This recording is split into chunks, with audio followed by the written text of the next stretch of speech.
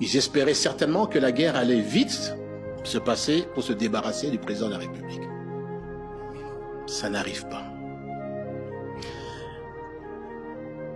Avant que j'arrive maintenant à leur plan actuel. L'idée, en fait, de leur dialogue pour la paix, c'est en fait une nouvelle ruse qui veut mettre le président de la République dans ce dialogue pour immédiatement, à travers ce dialogue, préparer la sortie du président. Tout ça, ils vont dire, c'est pas vrai, je raconte des histoires, mais c'est ça le plan. Et je vais vous dire pourquoi ils en veulent au président de la République. En 2019, déjà je veux citer les chiffres, l'ensemble des écoles catholiques, 19 217, 2019. Je cite la date, je vais vous dire pourquoi elle est importante. Le nombre de classes en RDC, il y avait 191 923 classes dans ces écoles conventionnées catholiques. Le nombre d'élèves en 2017 était de 6 20 138 élèves dans les écoles conventionnées catholiques. Le Minerval qui était payé variait entre 150 et 400 dollars. 400 dollars Kinshasa, 150 dans les coins les plus reculés. Même si je prends une moyenne de 300 dollars par année, que vous multipliez par 6 millions, j'arrondis à 6 millions d'élèves, fois 300 dollars, ça vous fait 1 milliard 800 000 dollars de revenus. Et aujourd'hui, avec la gratuité de l'enseignement... Attendez, je vais y arriver. Ça, c'est pour uniquement l'école primaire, attention. Ça fait Non, oui, pour l'école primaire et secondaire. Parce que la gratuité n'est pas pour l'école secondaire. Oui, primaire et secondaire. Je divise même par 2. 1 milliard 800 000, je divise même par 2. On arrive à près de 900 à 1 milliard de dollars. À partir du moment, et suivez-moi bien, à partir du moment où le chef de l'État a décidé, parce qu'il veut donner à l'ensemble des enfants la chance d'étudier. Et je pense qu'en tant que père de cette nation, tout le monde applaudit cette politique, cette décision. C'est à partir de ce moment-là qu'ils ont cherché la tête du président. Donc les catholiques seraient contre le président parce qu'il leur ferait perdre de l'argent au bénéfice des populations. Je suis persuadé de ça.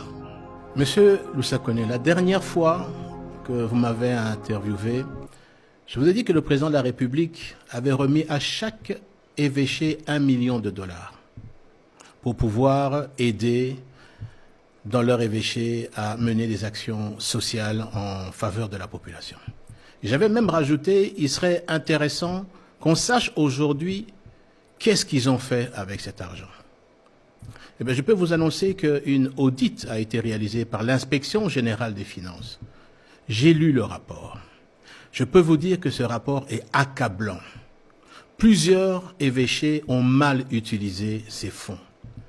Je demande au secrétaire général de la SENCO, Monseigneur Chollet, de demander à l'IGF de pouvoir publier ce rapport.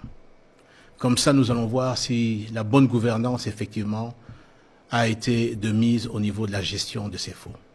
Parce que, je le dis, si on veut donner des leçons de morale aux autres, on doit être en mesure de ne pas pouvoir en recevoir. Doit venir. Vous avez dit que vous citerez des noms. Je vais citer des noms et je vais citer des exemples là-dessus.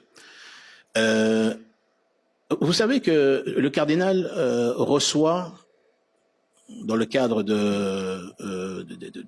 des différentes organisations qu'ils ont au niveau de l'Église catholique, un groupe donc de chrétiens.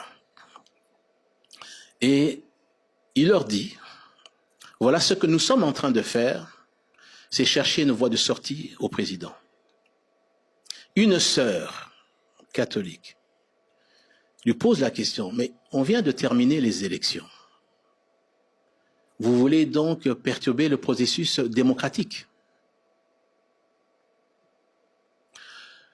Le monseigneur Chollet, dans une rencontre avec les pasteurs, le dit. Évidemment, il a nié, mais il dit clairement, ce que nous sommes en train de faire, c'est pour préparer l'arrivée du prochain président. En 2028? Non. Non. Eux ne sont pas dans une stratégie de pouvoir attendre 2028. C'était d'évincer le président.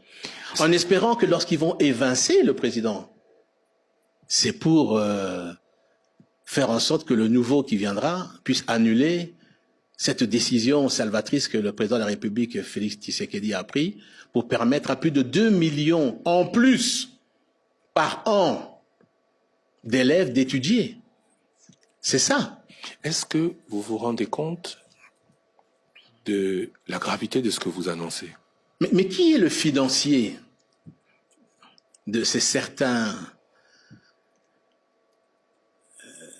personnes au niveau de la SENCO? Ce sont Moïse Katumbi et c'est Hippolyte Kanambe alias Joseph Kabila. Le Joseph Kabila qu'il combattait quand il était au pouvoir serait avec eux. Et c'est ça qui est terrible. Mais est-ce que vous... Non, mais c'est ça qui est terrible. Mais si vous suivez, j'ai lu, parce que je n'ai pas suivi, mais vous suivez ce qu'il a écrit dans ces points, je crois c'est 12 points si je me souviens. Mais c'est d'abord c'est chasser le président de la République. Oui, et c'est d'appuyer lui-même, c'est d'appuyer l'action de ce que ces personnes de la SENCO, que j'ai appelées les politiciens en robe, veulent présenter en le soutenant, parce qu'ils savent que lorsque tout le monde va se retrouver autour de la table, tout le monde va se mettre d'accord à travers le jeu de l'ensemble pour dire « Monsieur, nous donnons la porte », comme l'a dit le cardinal en face d'une organisation de l'organisation catholique, nous sommes en train de lui chercher une porte de sortie honorable. Est-ce que vous vous rendez compte de ce que vous dites? Mais je le sais, mais j'ai des preuves. Est-ce que ce que vous pensez ou ce que vous dites, c'est aussi ce que pense le président Tshisekedi? Alors là, c'est pour ça qu'il ne le reçoit pas? Ah ben alors là, je veux dire que ce que je dis n'engage que moi là-dessus, et il vous a plafonné à poser la question au président Tshisekedi. Ce que je veux aussi dire à notre population, c'est qu'aujourd'hui, plus que jamais, nous devons garder l'unité entre nous. Plus que jamais. Et je vais vous dire, les gens ne comprendront pas aujourd'hui ce que je suis en train de dire. Mais dans quelques années, ils comprendront. La chance que nous avons aujourd'hui, c'est d'avoir ce président, Félix Tshisekedi. Pourquoi?